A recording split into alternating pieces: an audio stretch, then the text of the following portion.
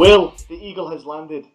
Welcome, ladies and gentlemen, fight fans, new faces to the sport, to MMA Huddle. Will, we finally got this happening. We finally are going to get this ball rolling. I'm excited. It's been a project that's been building up for a little while. And Will, let's start off with introductions of who we are so people know a little bit about us before we get going into this long run of MMA Huddles we're going to start putting out. So, do you want to go first, bro? Yeah, great to finally be here. It's a thing that both me and you have been talking about. It's a thing I've been talking about for a few years, and I just had to find the kind of right person to kind of mesh with. And finally, we're here. We're coming off a kind of monumental weekend for the sport of MMA, even though there was very little kind of MMA on. But this is something that we're really looking forward to. We're very passionate about. We're going to move forward, and we're going to try and just get all the MMA fans to come together and talk about this great sport that we all thoroughly love to bits. Exactly, we do love it. So, Will, you're doing your fight predictions. So, give people an insight though about you, bro. Let's let everyone know who you are. Yeah. So, well, this is a new thing for me, a new thing for John. We've just kind of meshed things together, and we thought this is going to be the best of kind of both worlds coming in here. John's had information. He said things like this in the past. I really haven't, but I have been out there making video predictions. I'm just a normal. If you meet me, I'm the most normal guy you'll ever meet that just loves fights and loves talking about fights. And having the opportunity to just talk about these kind of fights week in, week out, and aspects of the sport, it's just huge for myself. As I said, it's something I was always wanting to do, and I've had so many supporters out there. And I've talked about this, and people are saying that we really want you to do this, and now we've found yourself. But there's people that are not going to know me from your side. There's people from my side that aren't going to know you. So this is why we're just introducing each other. You'll know who I am. You'll see me on Twitter. You'll see me on YouTube. Just a fight fan through and through, and that's pretty much all it is with me, really. Just a fight fan that loves talking about fights anywhere, anytime. You are indeed, Will, and that's exactly what you are, my friend. And I've done John and Mike's MMA corner before. We had you on there as well because I love talking about fights. We've been on the show before. I compete in mixed martial arts, so I've won UK amateur title. I've won a pro MMA title, so I've got experience myself in mixed martial arts. I compete, train. It's something I love. I love doing this kind of coercing with people who love the sport as well. I love getting different opinions and points of views. I do interviews, all of it. So I'm like Will, just a bit of a geek when it comes to the game, and love spreading information out there. And I love getting people's feedback, and I love interacting with everyone. So we're looking forward to this. It's going to be great fun. Just positivity. Honestly, I'm feeling great about it. I can't wait. So Will, we're going to start with boxing. Yeah, the first and the last time this will ever be talked about. So. Yeah. Mayweather for Conor McGregor. Okay, so it's everyone knows about it, so we don't need to talk too much about the build-up or anything. But the fight itself happened. I predicted Mayweather would win. I said the kind of fairy tale finish would be McGregor getting that finish or getting a decision win, but I could never see a decision win happening. But it went Mayweather's way. For me, I wasn't too shocked. Mayweather got his timings after 3 rounds, and then if you watch from the 4th round, that's when Mayweather started to engage a lot more, and then it just kind of went off from there. Watching it yourself, Will, because I know you're a huge Conor fan, and you posted videos before of watching Conor's bouts and reactions. What was it for you then? How was your head going into this? Really, from the get-go, I was not a fan of this fight. I knew why they wanted to do it. Both sides of the party wanted to do this, and it's all about the money. Pretty much, let's just get out there. It's not about winning this or winning that or that. It's about it. It was called the money fight, and from when it was announced to literally probably Thursday night, I had no intentions of even purchasing this fight. I think I spoke to you earlier on the week, and I says I'm not purchasing it. Then Friday morning, I watched something. I was like, I'm going to buy this. So I went and bought it. And as the fight rolled closer Friday afternoon, into Saturday. You've seen all the Irish coming into Vegas, and the only reason I bought this pay-per-view was for one man. It's for Conor McGregor. It's for him representing the sport of MMA, and I thought he did a fine job of representing the sport. He didn't let anybody down. Went in there and fought the greatest fighter of our generation in the boxing ring, in his side of the sport, possibly of all time.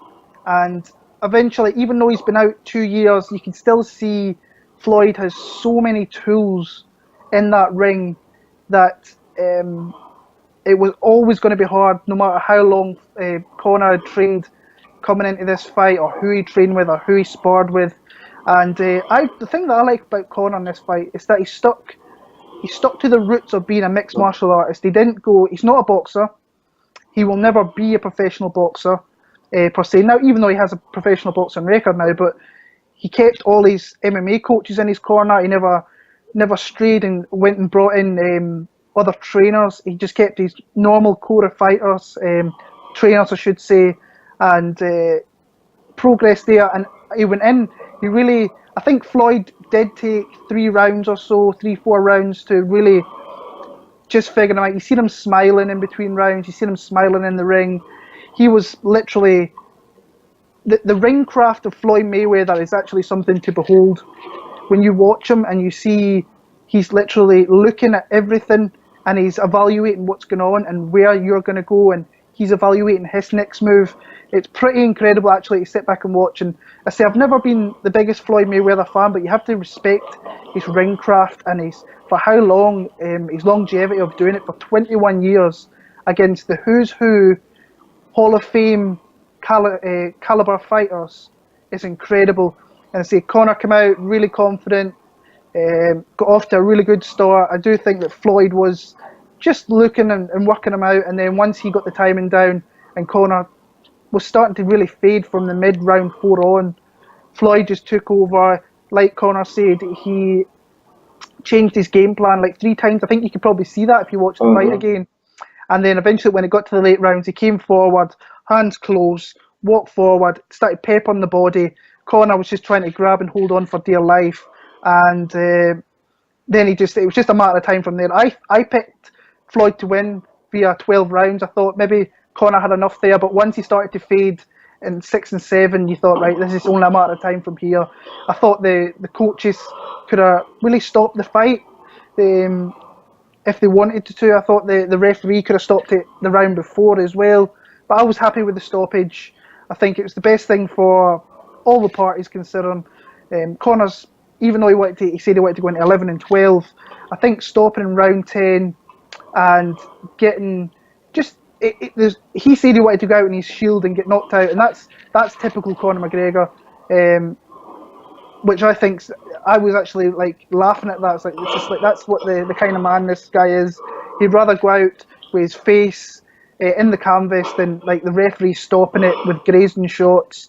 And I say I'm a huge Conor McGregor fan, and I say this is only heightened my appreciation of the man really, because we're really lucky to have him in the sport.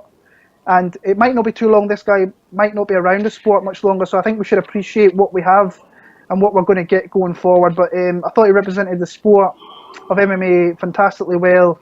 And the guy just made a ton of money. So good luck to the guy. He did indeed. He could buy some more of those beautiful My Nana's Curtains suits that he has. But that was the thing. Mayweather, what people weren't really paying attention was the body shots he was landing at the start of the fight. That's the first thing Mayweather did. He just went, I'm going to take that gas tank away, take away that pop and that steam from your punches, and that will pay off dividends in the later rounds.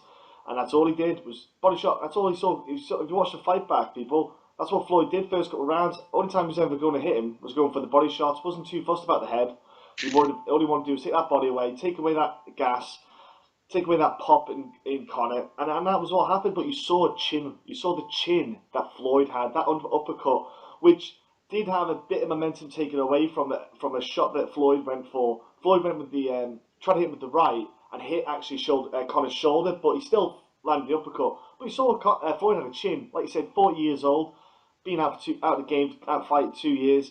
Like if Conor came back after 2 years, you'd see a difference in Conor as well with timings, movement, etc. And I think Floyd did a beautiful performance as he would do, just patience, didn't rush anything. The stoppage was bang on, like you said, Will. I agree. That ninth round, people were looking at the 10th round and not really remembering what happened at the end of the ninth round. I said it was just carrying on what happened in the ninth. Conor came out in the 10th with a bit of his breath back briefly, and then it just went back to where it was. So we've got to think what would happen in the 11th round. Probably the same thing. It's not worth it. It's not worth it. It's not worth his health. Not worth long term. Just get it. Don't worry about it. Floyd would have just thought pepper, and it just would have been more headshots. There's no need to take that many headshots. There's no need for it because he was landing at will at one point. He just wasn't. He wasn't missing.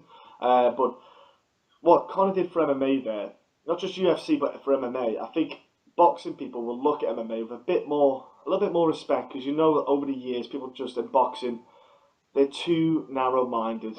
They're just basically knobheads, and they just see MMA as a joke. And I think they should sit there and take notice now of what we've done. I said, hang on a minute, you got a lad there who's not a pro boxer, went against best defensive boxer, and had a really good fight with him. I said, so tell us we're not that good then. And Cody Garbrandt, your boy, who has got legit boxing skills. That kid is good. Also, Joe Duffy went pro boxing as well, went 8-0, I think, off the top of my head. You know, we've got guys who've got hands, who've got skills, so I made up for Conor. Yeah, the one thing that after the fight last night that I absolutely loved was actually the fellow fighters coming together and actually. I know McGregor went into the lion's den there and he performed really well, and his fellow fighters, like you could see that they banded together, which is something considering this is a one-on-one sport. Yeah. They banded together. They showed their appreciation, like former opponents like Max Holloway, Eddie Alvarez. Yeah. But then you had the other side of it. You had Jose Aldo, who I think is really. He's such a salty bitch. Yes, he is. And that's really hard to say because I've met Jose, really nice guy, but you know that fight that took place a couple of years ago has really affected him, and it's going to affect him for the rest of his life. And he cannot take the fact that he got his head pinged off in 13 seconds. He got sleep. Rafael dos Anjos was another one I thought was a little bit of a bitch by coming out and saying, "You owe me a fight." Dude, you're the one that pulled out the fight with an injury. Now I know you're injured. It was a broken ankle or broken foot, so legit. So, but I don't think, honestly, I think McGregor would have still. I think he would have handled them personally myself. But that might be the fan talking in me. But it was pretty cool to see lots and lots of fighters coming together from even Bellator. You had like Patricio Pitbull Freire was commentating about like saying that Jose Aldo should be learning off Conor McGregor. And I thought that was really, I was showing some friends some of the pictures of fellow fighters banding together and supporting Conor and just saying well done and stuff. And that was really, really cool to see. And I hope we see more of that going forward. I hope we don't see anybody else go to the boxing side, because I say I was not a fan of it from the get-go. And I hate like people like Jimmy Manoa calling for it and Stipe Miocic is calling for it. Dude, just stick to your own sport. You're not going to prove anything by going over there. Stipe Miocic going in there with Anthony Joshua would be devastating for him. Oh my! It would be a mauling. I think Manoa, David Hayes, an old guy, but you can see that like Jimmy Manoa just got taken out in 20 seconds by Volkan Ozdemir. So would it be much quick? He's quick, a lot quicker than Manoa. Yeah. And I think he's bigger as well. So he was a heavyweight. So yeah, you're right. Just I think the banding together of the fighters was awesome to see. I thought that Dana White did really well, just kind of staying in the background, but kind of promoting some different things. I thought that the Showtime kind of pay-per-view was really, really good from what I've seen over there. Sky Sports was actually really well done, but I don't think they used Dan Hardy enough. There was times he was standing there for like long periods while people like Matthew Macklin and Cal Froch were speaking, and they're boxers, so they're going to speak about it. It's a boxing event, but like Cal Froch was terrible.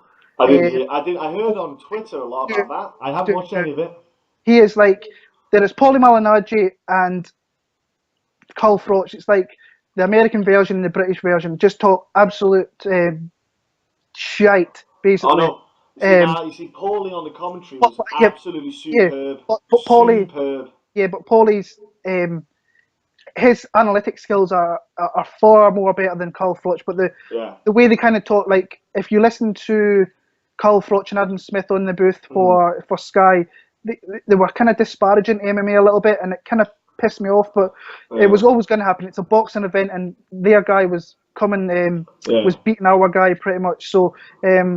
But overall, I thought the event was actually really, really well done, and they did well. Just, I hope we don't really see it ever again soon, because No. MMA is my sport, boxing isn't, and it's always going to be that way for me. So yeah, it was nice having that one-off. You had yeah, James Toney come to ours. We had Conor go there. That's it now. We're done yeah, now. yeah, We're happy with how it went down. yeah, We lost in the boxing. They lost in the MMA. We know the yeah. score. It would be like that every time. We don't need to see a repeat. I No, agree with you, Will. No, yeah, but it's over now. Thankfully, that crazy circus is over.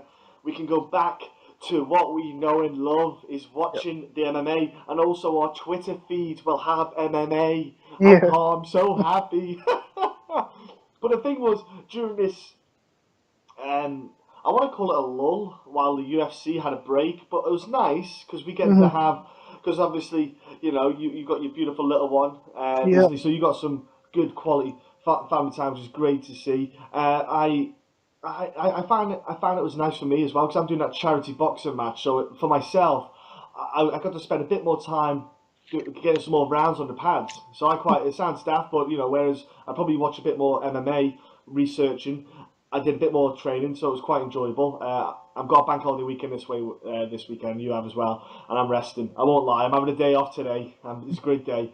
But Brian Stann and Jon Jones and Bisping and GSP, these are kind of news stories that popped up. But the thing was, they got quite overshadowed because of the marquee that is Floyd and Conor. The biggest one, I think that's probably the worst timing as well, was Jon Jones. Fight week, big fight. Dana White, all his focus is on Conor McGregor. That's all he cares about, making the money. Let's get some dollar bills. Then he gets that phone call from, and then USADA said, we think Jon Jones is tested. During fight week, it's like during during the weigh-in tests, he tested positive for potential banned substance. What bad timing! Like, I can't. I'm a bit blown away. That's all. yeah, When I heard it, I was a bit. I wasn't as shocked because of what Jon Jones has done before, so it didn't blow me away, it didn't shock me. But I was just gutted because of the performance he put in against Daniel Cormier. And when you went and redeemed yourself in a way that people wanted to see, and we needed him back as a light heavyweight champ, I think, because he was the dominant force in that division. And then this test comes. I was gutted. I don't know about you, Will. yeah. No, I say I've really loved this like lull we've had with MMA.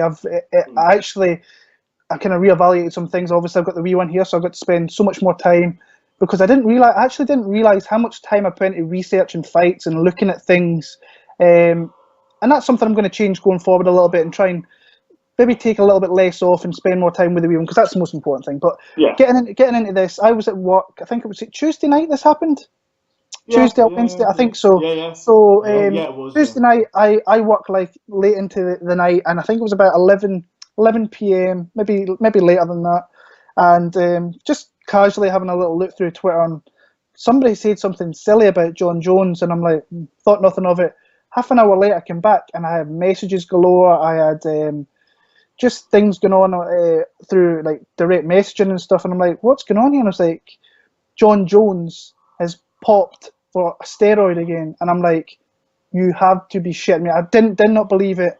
And then when the news came out that it was between after the weigh-ins and before fight time, it made absolutely no sense whatsoever why he would take a steroid. No. He knew he was going to get tested after that. Yes. So it makes no sense to me whatsoever, considering I think it was 8 times he got tested before the fight. Yeah. And then the one that he knew was coming, he failed it. Yeah. So it makes no sense whatsoever. I'm hoping that this second test that comes back different. I don't expect it to be. I think that Jon Jones is really, I've taken a lot of crap over the years for being a fan of Jon Jones. The simple reason was I met him many years ago, just before he won his world title, and he was a really nice guy to me and my fiance. And but I was at UFC 197 in Vegas last year, and I've kind of seen a different side to him. So he's obviously changed, and he's obviously had those demons that have taken effect in his life, and he definitely has changed. But this doesn't only kind of annihilate his legacy a little bit, because he is the greatest fighter the sport has ever seen, in my opinion. Yeah. You look at the caliber of names and the champions that he's beaten, it's incredible. And he's did that by taking long absences off as well and being banned for certain things. If he never took absences during those times, he probably fought maybe 2 times a year. He'd probably be up at heavyweight by now. Yeah. And it looks like if this comes back, his career is legitimately probably over. 4 years. He's going to be 34, 35 when he comes back. His legacy is in the tatters. The amount of money that he's lost is millions and millions and millions of dollars. But this also really affects Daniel Cormier's legacy, which really, I'm a fan of Daniel Cormier, but I am a big fan of Jon Jones. Just his skill in the cage is something to kind of withhold. But I've kind of reeled back as a fan of his as a person, because how can you be a fan of a guy who does some of the things that he's done? Yeah. But Daniel Cormier, I felt that was the first thing I initially felt, was I felt really sorry for Daniel Cormier, because this taints his legacy as well. And he is a great fighter. He'll go down in the Hall of Fame in the UFC. People were calling him the paper champ. I said things like that, and then I realised, well, you're being a bit of a prick, so stop saying that. Because he is a legitimate tough fighter. He beats anybody outside Jones. I think he could beat Stipe up at heavyweight. Personally, I think he could do the business. That's a close fight though. But I really felt for Daniel Cormier. Jon Jones, I just cannot believe that he's put himself in this position again, where he is just going to lose out on money. His legacy's in tatters. His young family. He's just heaping more crap going forward on them, really. Things, his mother just died as well, so it's like his life is. I thought he was past all that when he came back, and he looked in great physical shape. But the one thing I just cannot get my head around is he knew this test was coming after the weigh-ins, before the fight, and he failed it. Yeah, that's crazy to me. So I don't know what you kind of feel about that, but nuts. It's crazy. It blew my head. It did blow my mind, because I thought, how have you not failed before this, but failed on that one? Because for people who don't know, taking a anabolic steroid a day before a fight will do absolutely nothing. I mean, nothing beneficial. There's no benefit in 24 hours of taking an anabolic steroid. It won't make you do nothing. Won't make you quicker, won't make you stronger, won't make you recover. Nothing. So I can't get my head around that. Sample B, don't know what that'll be like. I'm more interested in post-fight samples. I want to see what the samples say then. I like to see what those come back as. But also, I tweeted this out there, and Jack Mason said, watch Icarus, I'm not sure how the pronunciation is. It's Icarus. It's a documentary on Netflix. And it's basically a guy wanted to, because Lance Armstrong basically did the whole doping, covered up for years. And look, all the best at taking drugs, people. Want to admit it or not, they're all on something. It's called the hop. It's not called the triple jump. It's called the hop, skip, and where the fuck did he go? That's what it's called, right? They had to make javelins, right? For example, the javelin wheel. They had to make the javelins a certain way so they can't throw them further than they can. Because it got better and better and better over the years. This is how they're all juiced up and jacked off, whatever. But I don't care if people are doing a sub 10 or sub 9 second 100 meters. I don't care. But anyway, so this documentary, the guy found in Russia a doping system where they did the tests, and they got him to show him how to dope and how to cover it up and mask what he's taking. So there is ways and means about it. There are guys out there who will cover that up for Jon Jones if he pays the right people and gets the right stuff done. If he was doing it, I'm not saying he is, but that's there. If he got caught on that one, I think that's the weirdest thing about it, getting caught on one. I don't think it made a difference in his performance, because I don't think the skill set necessarily is any different. Like, he had that skill set. The way he beat Daniel Cormier was just what Jon Jones is. There was nothing new from Jon Jones that we hadn't seen before, with the skill set, with the punches, the kicks, the elbows, everything was the same. So it bugs me, because you're right. I think by now he should have been fighting at heavyweight, he'd probably be heavyweight champ by now, and he probably would retire as well. If I'm honest with you, he would have went in there. He would probably maybe just have one or two maybe heavyweight fights left in his career if he had none of these suspensions, and probably retired by the time he's 30, 31. All the money in the bank, off he goes in the sunset, happy days, not taking excessive brain damage. Now, like you said, he'd be potentially 34 years old when he comes back. Should the UFC cut him? Absolutely. Will they? Probably not, because he makes far too much money for them. So when he comes back, if he were to at 34, they would take him back like in an instant. Wouldn't even think twice about it, because they'll make money, because that's what they are. It's a cash cow. That's all they are. Do you think that the UFC would cut him? No. Because if they cut him, that means they should. Because they're still saying that he can still go and fight in Japan if this is the case. So if this is going to be a 4-year ban, Jon Jones has got to push for him to get himself cut from the organisation, because then he can still find ways to make money outside the UFC. But it's a shame, because his run in the UFC is so, when you look at his record, it's incredible. And to think, was he 23 when he became the champion? Yeah. And that I can't believe it's like 7 years ago that shit happened. I know, bananas, isn't it? Yeah, and I remember watching that fight when he beat Shogun, and I've never felt more confident in watching a guy coming into a title fight, knowing he was going to win a title fight. I think Chris Weidman against Anderson Silva, that was another one. I just had I just knew it was going to happen. But like Jon Jones, I knew he was going to run through Shogun. I don't think Shogun looked as good back then. I think he was carrying an injury or two. But Jon Jones, no matter if Shogun was healthy, Jon Jones was going to run through him, and he just ran through legit champions, your Machidas, your Rampages, your Rashad, and then there was other people like Chael Sonnen that he absolutely dismantled with ease. Vitor Belfort, Alexander Gustafsson. I don't think he was even close to full potential in that fight. And I know some people gave that to Alexander Gustafsson.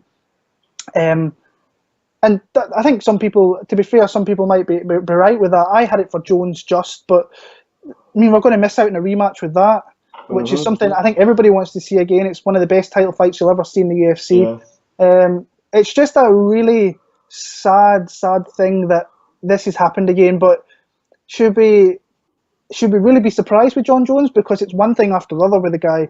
And it's such a shame for the sport, really, because he is the best talent the sport has ever seen. I just feel for, I don't feel for him, because you put yourself in those positions, whether this is a tainted supplement or whatever, I don't know, but you're hurting other people's legacies by doing this as well. Especially people like Daniel Cormier, who's really a legit professional, good man, a good honest kind of man, who's worked for everything what he's achieved in his career, and like really hard, and then you come in and 2 times you lose to the best the sport will ever see. But could, in the first fight, possibly, did he not get suspended for cocaine after that? The first fight, I think he did, but not that was going to matter, because it's cocaine. I don't know what it brings to that. So feel for DC, don't really feel for Jones. I hope that something's went wrong here and we're going to see him back, because I think the UFC need him, because they legit have 1 star left in the sport, and it's a guy who's boxing now. So and it's their own fault, it's their own doing that they've only got 1 star, because I don't think they put enough in to build stars. Jimmy Rivera should be a star by now. Yeah, there's many people that they should be building into being potential stars for, but they just won't do it. They don't put the don't put the F in. Unless you look like Paige Van Zandt, they're not putting the F in. And they don't care if you're not even title contention like Paige Van Zandt is. They just want someone like that, because she's physically pleasing to the eye, so she's marketable for basically men to go, oh, look at that, and that's what it is. And I'm like, look, there's guys out there on the card, on a roster, who should be getting the push way more than Paige Van Zandt. But they're not. And it's just like Sage Northcutt as well, and stuff like that. I'm like, there's guys in that 155 division that would murk Sage Northcutt with ease. So don't bother bigging him up too much. Let him just build his little way up. Let him take his time.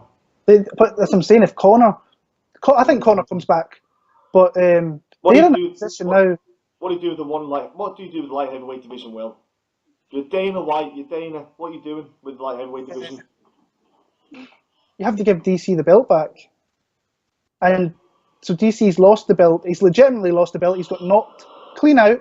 Yeah. He took the shin to the chin, and he got pounded out. The guy was concussed clearly after that. Yeah. The guy was crying. So that's your champion of that division. That's kind of touchy to say the least. But I suppose if you're Dana White and this comes back where Jon Jones is going to get suspended for a numerous amount of years, you have to give Daniel Cormier the belt back because he legitimately, that fight's going to be made a no contest, so he gets the belt back, even though he clearly lost the fight. And then you probably have to match him up with probably Volkan Ozdemir because fresh. We've had Gustafsson, Cormier. Yeah, exactly. That's the thing. You've had Gus before, and Gus has had 2 title shots so far, and he lost both of them. Now, it's not to say it's again a go at him, but do you know what? While Ozdemir is still flying up the ranks and just on like this kind of hot tear, just take advantage of it. It doesn't matter if he loses to DC, because he's not going to go far. He'll still be in the top 5. You can still build him back up again. Because let's be honest, DC's not going to be sticking around for long if he were to continue fighting. Yeah. Because we don't know what he's going to do. He's not said, get me back in there as soon as I'm medically cleared, etc. You know, so because he's got, what is he, 37 years old or something like that. He might sit there and go, I'm out. Yeah. I'm all right. I'm doing the Fox Sports stuff. I'm cool with that. I'm good.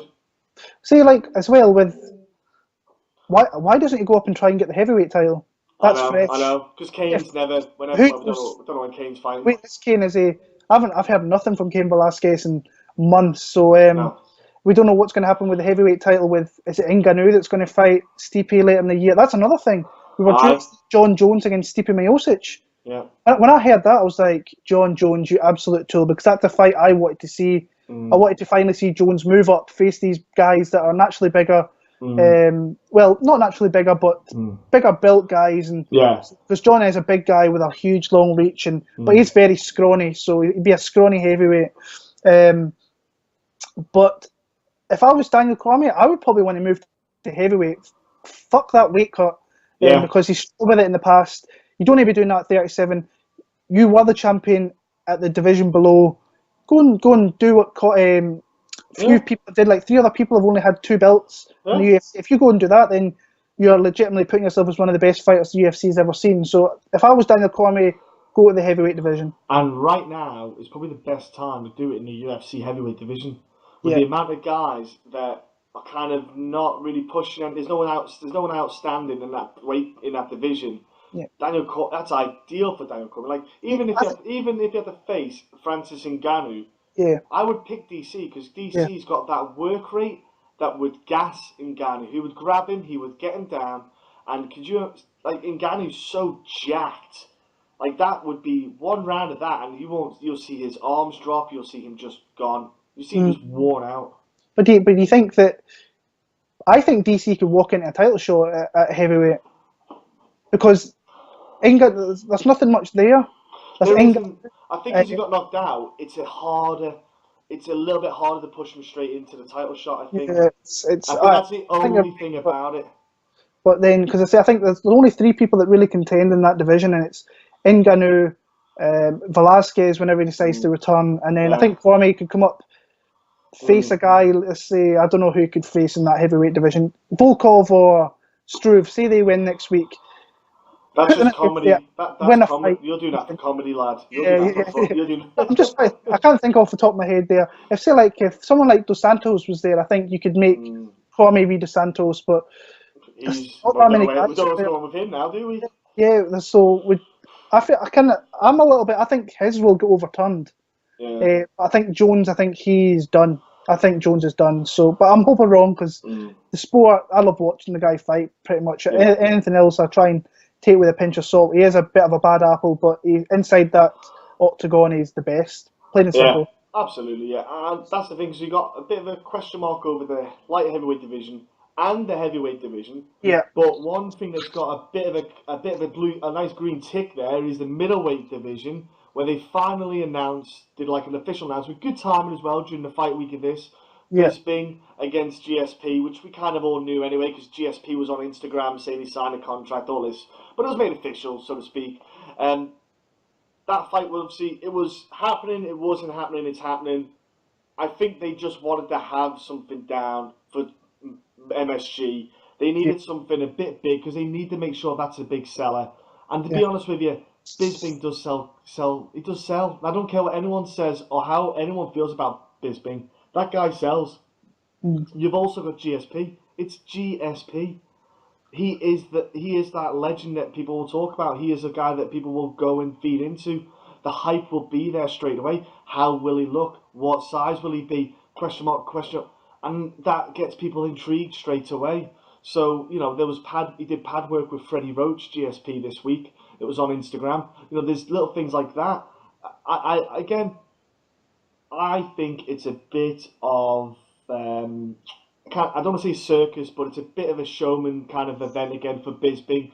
Now, I'm not saying Bisping's getting the easiest middleweight title run, but he's certainly got an easier middleweight title run than everyone else. He's not fighting the number one contender every time because he's not fought one of them yet in the middleweight division. But he's getting a guy who has been a champion, a legitimate champion, defended it multiple times, set records, and he is a dangerous man, GSP. Yeah. So I like it. I do like that matchup, but I do feel, in my opinion, as soon as he got matched up, I went, Bisping's going to win. He's going to be too big. GSP won't get those takedowns like he should or wishes to because Bisping's going to be too big on him. And Bisping's got a legitimate good takedown defense. Yeah. No, this kind of reminds me of Mayweather McGregor. I really didn't want to see this fight. I think the UFC put out something. This fight's happening, and the amount of people that were attacking, saying we don't want to see this, we don't want to see this. And then when I heard that it was going to be pretty much official for 217, I think it is, an MSG. This is going to be one of these fights like Mayweather McGregor that the closer this fight gets, I think I'm going to get more into. I've never claimed to be the biggest fan of GSP or especially Michael Bisping, but he's put himself in that position. Like, say what you want about Michael Bisping, he went out there, took his opportunity against Luke Rockhold, and he knocked him out. Yeah. I've heard some people say, oh, this, that, it got stopped too early, which is complete BS. No. I thought that he should never have fought Dan Henderson. I don't think. I know that they had the backstory for that one there. We were in Manchester for that one, and anybody that can sell out a arena, I think it was about 15,000 people at 4 o'clock in the morning over this side. Yes. He sells tickets. In New York's just the natural place to have this fight. If they're not doing it in Canada, then New York's the place to do it. It's just north of the Canada's just a little bit north of the border. You're going to have all the people coming streaming in here to see GSP after, was it 4 or 5 years being away? Yeah. And see the card below it is going to be stacked. You've got Garbrandt, Dillashaw, which is going to be, I think that's the fight I'm looking forward to. So I'm a Cody Garbrandt fan. We've got all that the tough stuff that went on. Cody. I don't think he put himself across great on the show, but I thought the show. It's how he edited, though. You got to remember. Yeah. A lot of it's about editing. I enjoyed the back and forth between them. There's obviously a backstory there. Yeah. We were already supposed to see this fight back at International Fight Week, and Cody got injured, and he looks like he's in camp already, and he's ready to go. So, and that card's going to be good. The fights that are on there already are legit fights. So, and we might even have like Joanna Champion on there, if not the end of the year show in Vegas or even in Detroit. But I think going forward, I think this GSP Bisping fight is going to be a grower on me. I know fine well it is. Bisping, I like Bisping to start off with. I think that GSP is just, he's been away a long time. Say what you want about Bisping, he's a consummate professional and he's pretty good in all areas. You don't really, Dan Henderson's really the only kind of guy in Belfort that stopped him, I think, with strikes. Rockhold obviously submitted him. GSP's not going to knock Bisping out. I very much doubt that anyway. Come back at me if that happens, then you can come and beat my ass about that. But I don't think he can. I think Bisping will stop takedowns. So it'll be interesting to see what GSP's game plan is going to be. Is he just going to try and stay on the outside, and then if Bisping enters into his range, try and take him down? It's an interesting fight. The closer it gets, I definitely think I'll get more interested in it. But they say I think between now and then we've got great fight cards coming up. Really looking forward to 215 as well. I think DJ history there, so looking forward to it. Yeah, there is. There's obviously lots of fights coming up. Well, and the last bit of news, so to speak, Brian Stann will. It's pitch black now. Here we go. Yeah, there we go. There we go, ladies and gentlemen. A bit of light and shine a bit of light on the matter. So yeah, Brian Stann announced that he's stepping away from the mic because he's basically going into we call it a state agency in the UK. And to be fair, he made his point, and I said to the lads, I said he's probably going to go for family reasons, and that's exactly when he put the statement out. It was so he can spend time. He's got a wife and kids. And he spent 26 weekends last year on the road. Now it's not a Saturday Sunday job, people. He's there from probably Thursday till the Tuesday, so he's only back for 2 days and he's back off again. Except it's quite a lot of time when he's got a young family, and he personally just wanted to spend time with him. He's got a job position that suits him to the ground. I think is a massive loss on the microphone stand kind of thing, because I thought he was sublime. I thought Joe Rogan will just go, Brian Stann slots in, sorted. We're happy, we're fixed, we're done. I think Dominic Cruz will obviously take that mantle if he gets a chance, and maybe Dan Hardy. Yeah. But for the US side though, are they going to get Dan Hardy over all the time? Because that's going to cost. Because they're tight. You know, the UFC got a lot of money, but they're tight on that side. So I think they'll try and switch between the fighters who they have on the main cards. But it's a shame. I think it's a bit of a shame that he went away. I 100% agree. I think it's all to do with WME This year's been a weird year for the company. There's been a lot of people going and there's talks of other people going in the future that are big plus points for the UFC. I think Brian Stann's too good a man for the UFC personally. I think a lot of people are saying this guy could be potential president of the United States. I think he's got that type of caliber of person that he could. The guy's always striving for the best for his country, for his family, for the UFC. He's always representing the sport so well with the military stuff and all. For years he's did it. But him as an analyst, he was absolutely amazing as an analyst, and it's a huge, huge loss to the UFC. From when you listen to other fighters talk about Brian Stann, like he would literally talk to every fighter on the card for numerous lengths of time, and no matter how long it took him during the week, he would make sure that he got that done. And that's like professionalism there, and that's something that some people don't need to do. You can, like with me when I watch fights, sometimes I try and watch as many fights as I can, but you instantly think of a fight that kind of stands out a little bit easier. You can do that as a fighter, or as an analyst, and don't have to do that. But he does that every fight card he's at, every fighter he does it. No matter if this guy fought 2 months ago, or is fighting this one, he goes back and he does the same stuff, and that's what makes the guy really like a great analyst. Great professional, just a great plus point for the UFC. I think it's a huge, huge loss. I hope Dan Hardy gets more opportunities. I think he is doing really, really well with representing. I think him and John Gooden they are my two favourite guys to listen to when they call the European fights. Guys that, and I swear to God, the two nicest guys you could ever meet as well. How many times have we met them? And like literally, I could stand there and listen to them speak for hours, but they're absolute gentlemen, the pair of them. I really hope both get more opportunities going forward, because they kill it on the European scene for the cards over here. And it's always like when we go to events, I always come home and watch the events just to listen to them and get the overall, just to watch the fights again. And they kill it every time. Some people don't like them, obviously. Everybody's going to have their personal opinions and personal who they like more. But I really like John and Dan. Hope they get more opportunities. But this is a huge, huge loss for the UFC. But I think much respect to Brian Stann for all his work he's done. He flew everywhere to cover these fights. Did so like the ultimate professional that he is. And he's looking to move forward and spend more time with his family. And to be honest with you, that's when you have a family, that's the thing that you want to do the most, is spend time with your little ones and watch them grow up, and don't be away so much. But a huge loss to the UFC, and I wish him all the best. Yeah, he's gonna be a massive hole to fill because he is phenomenal in the job. Yeah. I'm looking forward to seeing how this year plays out for the new owners of the UFC by the end of the year and see what other movement happens. It is an interesting time, but they're Yeah. back. They're back on this week, UFC Rotterdam, and it didn't go too well because they had Jermaine Durandame pull out. So, Good. Good. I'm kind yeah. yeah, I'm happy that she's not in this card. I think this. Now I don't. I don't. It wouldn't surprise me if the UFC cut Jermaine Durandame. it's not ideal for her. I No. think, but it's not. I think this was the perfect card for her to come back on, Yeah. and the reason It's, why is because there's going to be not a lot of coverage.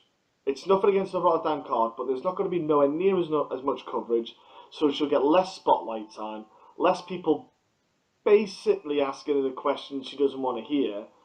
But she's thrown herself in the mix now to potentially be put on a bigger card somewhere where there's going to be more spotlight and more question, and that's probably not what you want to have. yeah. So, and the further she's away from the fight game, so to speak, from people, the further it makes it kind of bigger. It makes it like she's got the anticipation will get further and further and build it and build. And yeah, them cutting her. Maybe. I think if she proves medical reasons why she's injured, etc., I think they can't do that. I think it'll be one of them ones where I'll say, okay, cool, but yeah, it's a shame because I don't think they'll get a replacement in. Probably, I think they might just scrap it for Well, Renee. yeah. But They've got to fly Renee out from like California, so that's a long way to come, and especially it's less than a week till fight time, and unless this they get, card it's never been the strongest, and it's taken a few hits with people falling off. So yeah, I think that this is one of the least strongest cards of the year, but it'll be going to a raucous crowd in Rotterdam, so it should throw up some exciting fights. So there's some fights I'm looking forward to seeing, and fighters I'm looking forward to seeing. So there is, yeah. I think I've already, I on myself, there's one fight in the card that stands out for me by a country mile, and it's the best fight in the card. I think that probably no one's talk. I don't know. I say no one I've seen on social media talk about. Now I don't know why people aren't talking about Felipe Silva against Mirabak Tumasov. It's the best fight in the card by a mile. yeah. That fight is going to be two guys banging and going nuts. They're both legit, wild, awesome strikers. I think that fight is going to be the best by a mile. Yeah, it's an interesting. Well, thing is with Tysonov, the guy pulls out fights a lot. He gets injured, so and fight week as well. So we just have to get the guy on the scales, get him ready for the fight on Saturday. There's a few fights I'm looking forward to. This, I think the main event's fairly decent. I think it's a good one, obviously for the home crowd in Holland. Going back there after the first one was an absolute success. It kind of reminds me of the Glasgow card. Yes. The first one was an absolute hit. The second one, the Holland card, the first card was a hit. Then they come back to Scotland. The Scotland card was a hit, but it wasn't a hit for the local fighters. No. So this is a big thing for the local fighters here, and Durandame was one of them there. I thought Marion Renault had a chance in that fight, personally. But some of the fights I'm looking forward to, I like Habilov against Desmond Green. I think Desmond Green is... I haven't done my prediction video yet, and you'll conceal that, but I think Desmond Green has a really good chance in that fight. I do. I think that too, because Habilov, for me, he's not consistent. Yeah. He's not fighting enough often, but Desmond Green is fast. That guy is fast. His wrestling is better than Habilov's, I think. I think, for me, I just don't... Habilov, for me, is too patient in a fight. He doesn't get off enough. He's not proactive enough. He's far too patient. Just so many decisions because he just takes his time. He won't get that opportunity with Desmond Green. I think Desmond Green's far too active. He's far too many angles with the mixing of the striking and the takedowns. I definitely see Desmond Green going for that and getting that. Yeah, and he's a big underdog as well. He's a big betting underdog. I don't think the odds have come out here in the UK, but in America he's like a 3-1 dog. Working with Henry Hooft, I think he's really kind of trying to round out his skills. He looked better with his striking last time out, and I think that could be the definitive factor in this fight, because I do think the wrestling is close, but I think that Green is the better wrestler. And from there, it's just close decision. I think if you're looking at throwing money on an underdog in this one, throwing a little bit of few pounds on somebody, I think that Desmond Green is a good underdog to try that on. And a really close fight. I mean, we've got a couple of Brits on the cards. Yeah, Darren Till's fight. Woo! Bojan Velikovic. I think Darren Till, he came off that injury last time, and he was a little bit rusty. Yeah. But the guy's like uber confident. But I think he's got a tough fight here against Bojan. I can see there's been another close fight. Leon Edwards against Brian Barberena. I think I like Leon quite heavy in that one. I've got some friends. I'm quite heavy in that one because I think Leon is very quick and Brian is too slow. I think on a striking perspective, when they're both on the feet, Leon's too quick. He's going to be and he's quite powerful with his strikes. Yeah, as soon as I got announced, I thought that's Leon's fight, or that they've made that fight for him. That's an ideal fight. Yeah, no, I agree. I think that I've got some friends that have put some bets on Brian Barberena already. He is a big underdog. I think the odds should maybe be a little bit closer, but I'm not an odds maker, so I don't make those odds. I just think that Leon's going to be too classy, too fast, and I don't see where Brian's really, not unless he gets into a scrap and he does hurt him. I don't see how he wins the fight, but there's one guy in there that I'm really looking forward to seeing. His name is Zabit Magomed Sharipov, who I thought he was going to get pulled from the card when Nick Hein got, he was called out injured. And then they've got this replacement called Mike Santiago, who fought this Tuesday, passed on Dana White's Contender show, and then literally 10 days later, he's flying across the other side of the world to face an absolute stone-cold Russian killer. This guy, you're going to know about this guy, and this is another big fighter to add to the featherweight division. Works with Mark Henry. You can go on YouTube and look at all his fights. The guy is legit. He's a top 10. Give him a couple of fights, he's a legit top 10 featherweight that is only going to move forward. I don't think he's that old either. So I think he used to fight in ACB. And if you watch his fights, this guy's a killer. I don't like the fact that Santiago's getting this fight so soon after fighting this week. After fighting, yeah. It's a bit... I thought he deserved one of the contracts on Tuesday. But it is what it is. He's getting his opportunity nonetheless. So, yeah, overall, it's a pretty quiet way to return after a break. But after that, we've got UFC 215, which I'm really looking forward to. Really good card, good fights throughout the card. I was going to say the light heavyweight division fight. Yeah, Eddie Love. I want to call him Eddie Love. He got suspended before he was meant to make his debut 15 months ago.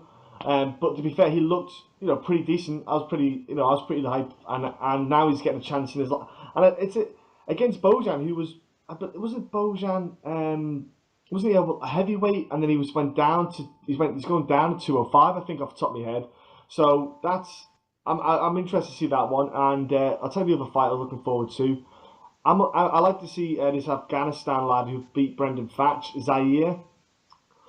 Gosh, he've got Barbazada, Zadalad. Just against just say Sire. Yeah, against Rob Wilkinson. I'm not too overly confident in this kid because he gasses a bit too quick for me. You get grappling with that lad, and within a couple of fights I watched, within 4 minutes of grappling, cage grappling. I mean, he's gone. He's pretty much exhausted. Yeah. He's spent.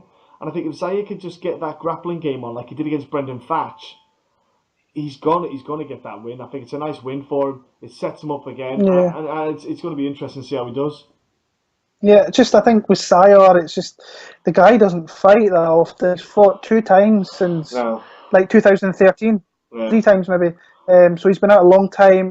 He's had another year and a half break from that win with Brendan Thatch, but he's got a fight in it. I think he stayed in Holland for a long time. So he's got a fairly decent opponent here. Wouldn't surprise me if Wilkinson actually got the upset kind of victory here. I wouldn't say as much of an upset, but nice to see Sire back because back in the day in I think was it over in Japan, he used to be an absolute killer over there, over on Sengoku and that. So looking forward to seeing him back. Yeah, it's going to be a good weekend. It's good to get back on the UFC card, so to speak, get the fights going again, get us back in the mood for that kind of build-up to the end of the year. I think it's always nice that you start getting going, September starts kicking off, and then, because you look forward, now we've got MSG kicking off every year, which will probably be a staple every time about that November time. It kind of builds you up for that kind of burst they have in December and the year-end card. It's just that kind of 3-month spin. I don't think about it as, you and me will think about it as an MMA build-up for the fights, and people will think about Christmas, but for us it's the build-up to those fights. We also, October 7th, we have Tony Ferguson and Kevin Lee. That's a fight I'm really looking forward to. That's going to be here before we know it. That's a really fight, and I think I've seen so many people disregarding Kevin Lee, and I've done it in the past, I'll be honest, and I've learned not to do it anymore. But I think he can exploit some of the holes that Tony Ferguson will show him, and let's hope the winner of this fight actually might get to face off against Conor McGregor later in the year, early next year. Yeah. But I say we've got this run between start of September all the way to the end of the year. I think this fight's pretty much the entire, well, maybe not the entire, but predominantly most of the weekends running up to the end of 2017. I think the UFC will be kind of looking forward to getting rid of 2017. It's not been the best year for them. No. Going into 2018, and hopefully they can start to build some of those stars and have more fights, those star fighters fighting more often, because that's what we haven't had this year. We've just not had Nate Diaz's, your Conor McGregor's, very little of obviously Jon Jones. He did come back, but he might be away again. So we need some of those stars, and we need some big events to finish off the year. And potentially it looks like we're going to have some. So yeah. Yeah, fingers crossed. Injury-wise, everyone's all good. Everyone's fit and healthy, and we can keep going.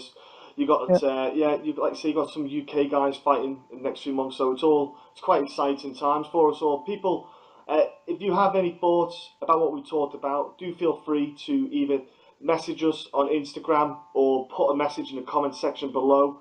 We are going to be more than happy to interact and reply back, etc.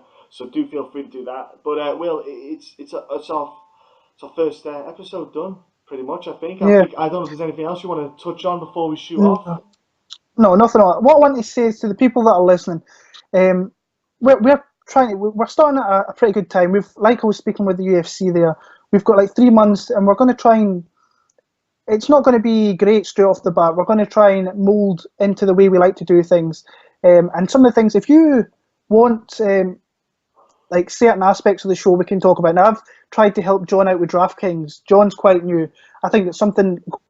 Going forward, we can definitely touch on. There's so many sharp DraftKings minds out there that we can bring in. If there's certain things you wanted added to the episodes, let us know. Personally, we're going to, going forward, we're probably going to have fighter interviews or referee interviews or whoever, like minds of the MMA community, betting guys of the MMA community. We're going to do that going forward because they're friends of the community, they're friends of ours. It would only be right to speak to them. But any questions going forward at MMA Huddle, come and follow us on Twitter. We will follow you back. You can. I think our DMs are probably going to be open majority of the time anyway. So come and send us messages. I think also some big shout outs on my side to people that have helped us. Now, I've not spoken to these guys maybe as much as Jon has, but these are guys that have helped us. Maybe not. Like from years, like have helped me, that have got me into this position. So I think one guy that we should shout out straight off is Mr. James Lynch, who is one of the. I've never had the opportunity to meet James, and it's one thing I want to do very soon because the guy who's helped me out a lot. He's been really nice to me. He had me on his fan of in the day, and he's going to be a dad soon. So there's not going to be much like I've had my wee baby girl 2 months ago. He's got that. Delightful pleasure coming up in September. Yeah. So in the next few weeks, which we wish him all the best with. But I know from your side, Jon, he's helped you with a lot of things. He has in the past with me. I'm a big fan of his YouTube channel, which you should all go and subscribe to. The best fighter interviews, and the guy is a truck. He puts them out across ends. Sean Sheehan and the Severe MMA boys, Niall, Graham, Pete, Andrew McGahan, who was really good to me a few years back and gave me some pointers and this and that. Just was always there when I needed help and stuff like that. Dan Levy, half the battle, he's always had me on his show, showed mad love to me. when we met up in Vegas, just a really cool dude. But there's so many people out there that if I don't like you on Twitter, I will mute your ass pretty badly. So a shout out to all the guys that are on my timeline. You know who you are. Send in your questions to me and John, and we will try and make this show pretty much about, we are fans. Yes. We're not media guys. We are fans. We will keep this, hopefully, for the fans. So if there's certain things you want to put into the show, let us know. And we can see if we can accommodate that as well. So, and one last thank you on my behalf. It's to Mr. Mike Ryan, who was with John there. He was saying, I've always wanted to do a podcast. I've never just found the partner to do it. And Mike's had some health complications that have and he's had real life problems to deal with. They've taken his time. They've taken his time up, basically. Yeah, it's the best way to put it. Yeah. Yeah. So he's had other things that have went on in his life that are more important than this, and we've moved on now, and it's kind of the next evolution of where that podcast is coming from. Our mesh together of the support that I get, the support that John gets, and it's just a meshing of two fans come together, wanting to talk about the sport and wanting fans of the sport to interact with us. So just a thank you to Mike. You're a good man, and I wish you all the best. And I'll see you very, very soon, I'm sure, at an event. So thank you very much for giving me the opportunity to work with John and see where we're going forward with this here. So exactly, I am so excited about working with you. Honestly, it's going to be such a good time. You know, the pair of us have got such a good positive energy about the sport, and we the two of us kind of bounce off whenever we chat. You know, we know what we're like. So I think it's just going to be a great cocktail of MMA fun. And like I said, we will interact as much as we can. I've set up an Instagram, a Facebook page, Twitter. So we will literally, no matter what social media platform you've got, you can look and get on there, and we'll try our best to put as much on it to interact with you all, and we will get back to you all as soon as we can, because obviously a pair of us have jobs and we have lives, but we will come back to you all and we will give you as much feedback as we can. Positive or constructive, negative is fine. If you've got something negative and you think maybe could work, we're more than happy to listen. You know, we're not bigots, we're not assholes. Please throw it over, and we look forward to putting more content out all the time and just, you know, engaging with you all. It's going to be fantastic. Yeah, and I also kind of concur with your shout outs as well, Will, on the people you shout out. Yeah. No, it's to say they're the people that we've went to for help, because see, you've did this thing. I've not did this type of thing per se, but there's people out there that have did this for a few years or did this in the past that have really stepped up and helped us, and they don't have to there.